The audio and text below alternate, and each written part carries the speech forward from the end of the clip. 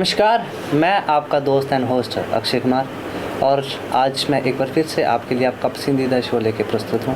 और आज मेरे साथ मेरे स्टूडियो में मौजूद हैं राजनदीप और मेरे साथ मौजूद हैं शिवम कुमार। आज हम साइंस जर्नलिज्म पे बात करने वाले हैं क्योंकि ये एक नया सेक्टर है आप लोगों के लिए जो भी हमारे व्यूवर्स हैं। सबसे पहले मैं आप दोनों का स्वागत करता हूं हमारे इस शो में। आप अपने नाम के साथ इंट्रोडक्शन दीजिए क्योंकि हमारे दर्शकों को जानने की ज़रूरत है। सबसे पहले तो बहुत बहुत शुक्रिया। मेरा नाम राजनदीप कौर है और मैं एक साइंस जर्नलिस्ट हूँ। मेरा नाम शिवम है और मैं लुधियाना से आता हूँ और मैं जर्नलिज्म स्टूडेंट। हाँ, सबसे पहले आप हमें ये बताएं कि ये साइंस जर्नलिज्म है क्या? जैसे साइंस है तो जर्नलिज्म जो कि साइंस पे हो, मतलब साइंस की न्यूज़ पे, उसकी इन्वेस्टिगेशंस पे, उसकी रिसर्च पे, साइंस में कौन सी न्यू टर्म्स आ रही हैं, कौन सी टेक्नोलॉजी इमर्ज हो रही है, इस सब पे जो रिपोर्टिंग है उसे बोलते हैं साइंस जर्नलिज्म। और इस रिपोर्टिंग जो कि टेक्निकल वर्ड्स में है उसे बहुत ही सिंपल वर्ड्स में लोगों को समझाना, यही है साइंस जर्नलिज्म। शिवम जी, आपको क्या लगता है कि ये साइंस जर्नलिज्म आकर क्या है? अगर साइंस जर्नलिज्म में एक तरह की जैसे हम और रिपोर्टिंग तो पहले से होती आ रही थी पर वो किसी और इशू पे होती थी। ये साइंस जर्नलिज्म में होता है कि हम रिपोर्टिंग करते हैं एक पर्टिकुलर फील्ड के ऊपर जिसमें कि इश्यूज होते हैं, उनके डिस्कवरीज होता है डिफरेंट साइंटिस्ट की और उनके क्या उन्होंने कैसे पेटेंट्स उनके साइन है और डिफरेंट जो भी हमारी मेडिसिन्स हो गए ये भी साइंस में ही आती है। सब कुछ जो हमारे आजकल टेक्नोलॉजी हो गया ये भी हमारी साइंस में ही आती है। देखिए, जर्नलिज्म तो बहुत सारों ने नाम सुना था, मैंने भी सुना था, लेकिन ये साइंस जर्नलिज्म आखिर इसकी क्या ज़रूरत पड़ी, इसको क्यों लाया गया ये जर्नलिज्म में, इसको क्यों नाम दिया कि साइंस जर्नलिज्म को? साइंस जर्नलिज्म एक नई टर्म आई है जर्नलिज्म में जो कि बेसिकली साइंस के आसपास घूमती है।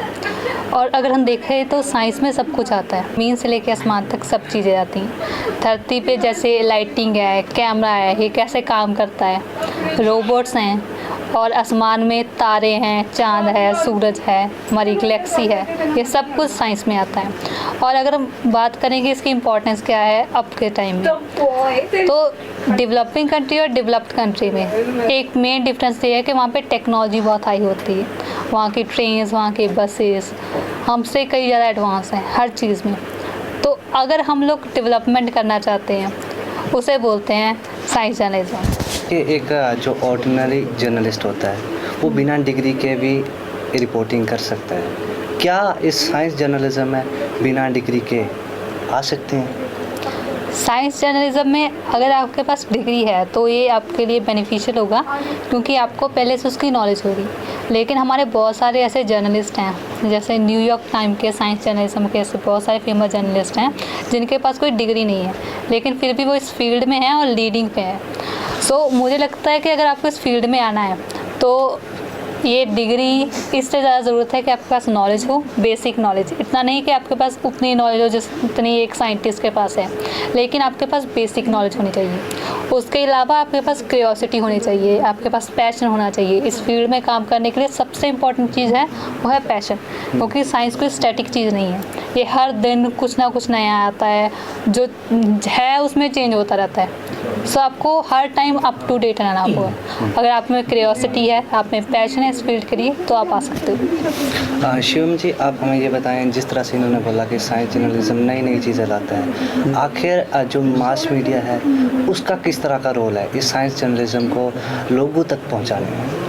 अगर हम मास मीडिया की बात करें तो मास मीडिया सब जो ऑडियंस और साइंटिस्ट है ना उनके बीच का एक ब्रिज का काम करती है, जो कि उनको ऑडियंस अब तक मीडिया जो है कवर नहीं ना करेगी तो उनको न्यूज़ नहीं पता लगेगी कि साइंस में हो क्या रहा है। और ये अगर जैसे हम लोग कहते हैं ना कंट्रोवर्सीज वगैरह होते जो साइंस पे डिबेट्स होते हैं कि ये टेक्नोलॉजी आ रही है, इस पर क्या इफ़ेक्ट है हमारे पे, टेक्नोलॉजी के ह्यूमंस पे क्या होंगे, ये सारा चीज़ें वो मास मीडिया ही बताती है डिफरेंट मास मीडियम के थ्रू।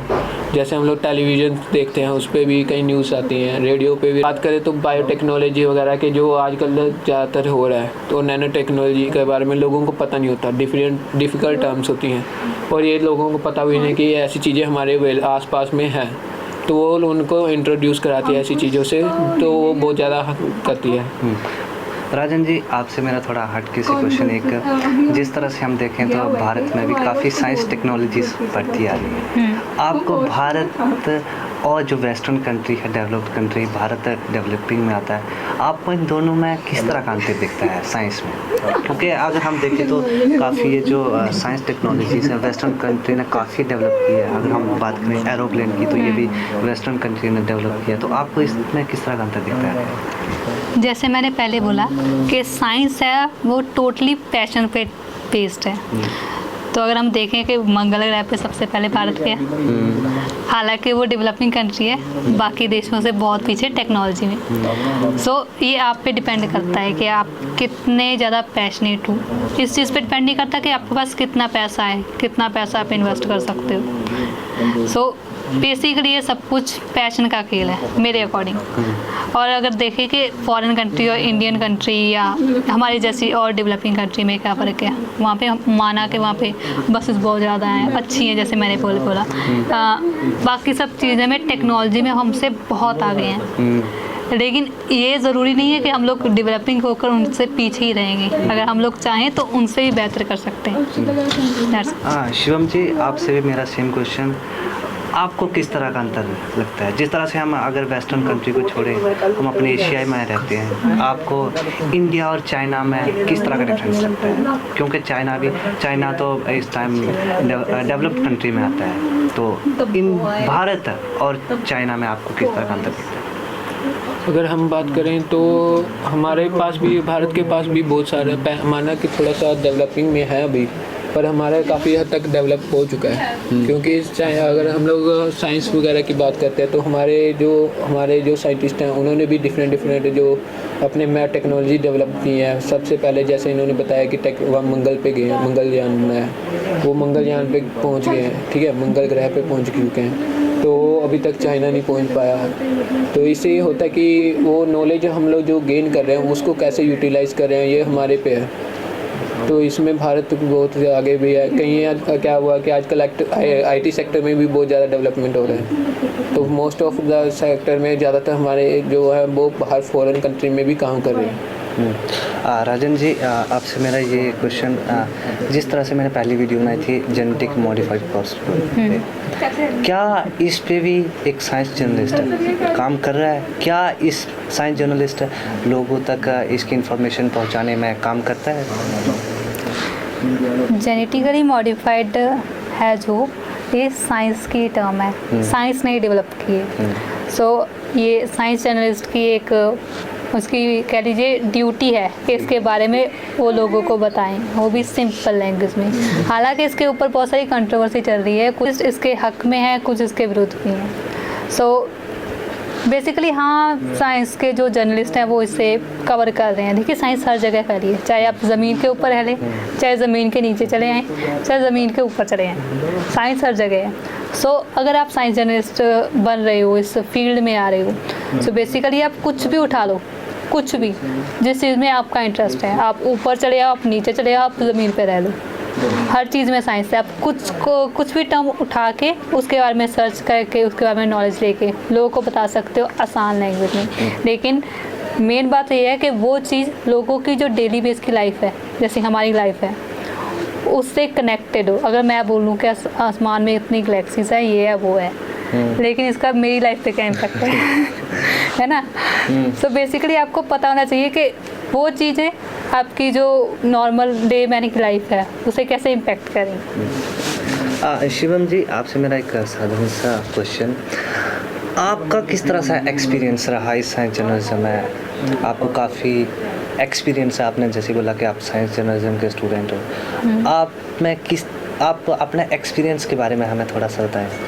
अगर साइंस जर्नलिज्म का एक्सपीरियंस कहें तो बहुत अच्छा गया अभी तक। तो डिफरेंट, अगर मैंने देखा है कि बहुत सारी नई चीज़ें की नॉलेज मिली मेरे को पता नहीं था जेनेटिक मॉडिफाइड क्रॉप्स क्या होती है, जैसे कि ये बायोटेक्नोलॉजी में आते हैं। मेरे को ये भी नहीं पता था कि हम लोग शुक्राणु वगैरह जीन्स कह देते हैं जिनको, वो हम लोग एक दूसरे के भी शेयर कर सकते हैं और नई चीज़ बना सकते हैं हम लोग। ये भी पता लगा, नैनो टेक्नोलॉजी के बारे में पता लगा कि आजकल आर्टिफिशियल इंटेलिजेंस ऐसे कई उसको आ गए हैं, वो हो रहा है। और कई चीज़ें और भी पता लगी हैं कि हम लोगों के जो नॉलेज का इंक्रीजमेंट हुई है बहुत सारी। ये है, मेरा तो एक्सपीरियंस बहुत अच्छा रहा है। राजन जी, मेरा आपसे अंतिम प्रश्न, साइंस जर्नलिज्म में आखिर किस तरह के स्कोप है? क्या इसमें गवर्नमेंट सेक्टर भी है या सिर्फ प्राइवेट सेक्टर ही है साइंस जर्नलिज्म में? साइंस जर्नलिज्म जैसे कि नया नया फील्ड है, तो हर जो न्यूज़पेपर है, जो टीवी है, वो हर चीज़ इसे अपनाना चाहती है। कुछ नया है, कुछ अलग है, लोगों को दिखाना चाहती है कि आप हमारे व्यूअर्स बढ़ें, हमें देखें लोग। सो अगर आप साइंस जर्नलिज्म में आ रहे हो तो बहुत सारी अपॉर्चुनिटीज़ है, हर जगह पे हैं, क्योंकि उतना कंपटीशन भी नहीं है और स्कोप बहुत ज़्यादा है। सो इसके अगर देखें कि प्राइवेट या गवर्नमेंट, हाँ दोनों सेक्टर में आप जा सकते हो। जैसे टीवी चैनल्स होते हैं, वो गवर्नमेंट भी होते हैं, प्राइवेट भी होते हैं। सो हो सकता है कि गवर्नमेंट के अपने कुछ रूल्स हों, लेकिन इसका जो फील्ड है वो हर जगह पे है, प्राइवेट में भी है, गवर्नमेंट में भी है। बहुत शुक्रिया आप दोनों का, इतने अच्छे व्यूज़ बताए आपने। देखिए, ये एक नया रूम है, आप लोगों को भी जानने की ज़रूरत है इसके बारे में। साइंस जर्नलिज्म में बहुत सारे स्कोप हैं इसमें। धन्यवाद।